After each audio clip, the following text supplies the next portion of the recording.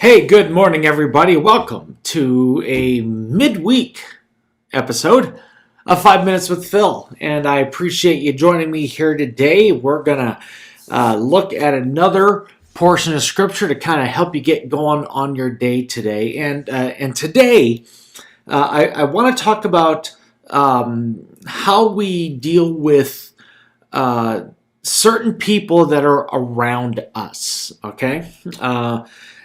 Paul in Romans chapter 15 is giving some final instructions to the people that are receiving his letter. And he gives them this instruction in verses 1 and 2 of Romans chapter 15. And I'd like to read that for you. So check this out. Here's what Paul has to say. And let's see what God might have to say to us now, okay?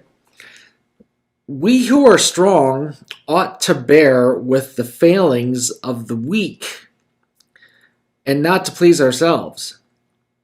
Each of us should please our neighbors for their good, to build them up. So there's actually two action words here that I think could be really useful for us as followers of Jesus today, and they are bearing and building. Bearing and building.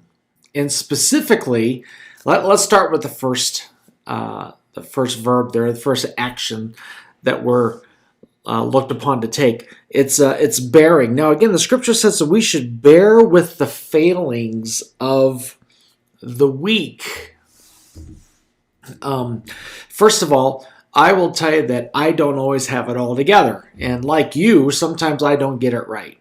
And I have grown to appreciate the grace and the mercy and the willingness of people to put up with my shortcomings.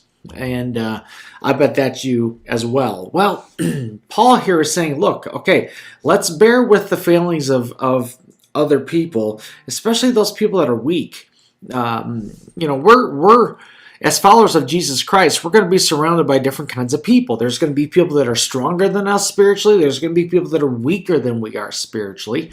And there's going to be people that have been doing this for a lot longer than we have. And then there's going to be some folks that are kind of new to this thing.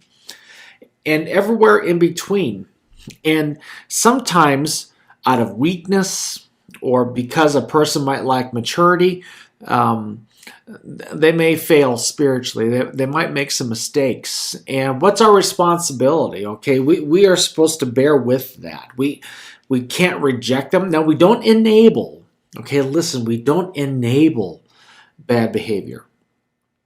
But at the same time, we bear with them. In other words, we show them mercy, we show them grace, and we also, when we can, we try to show them the correct way to go. I think that's a responsibility that God gives each of his children, that we would do that. And so I think this is really, really important that we do.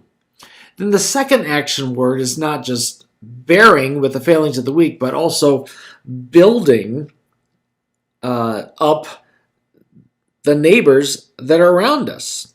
Each of us should please our neighbors for their good, to build them up. Wow, we live in a culture that is constantly putting people down for one reason or the other. The way they look, the way they think, their political beliefs, whatever the case might be. And to be quite honest with you, it is way easier to tear somebody down than it is to build somebody up. It doesn't really take a lot of talent to tear somebody down.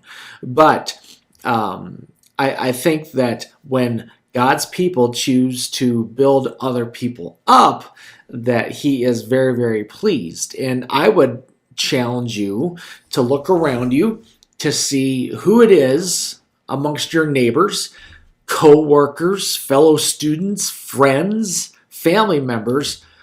Who could you build up today?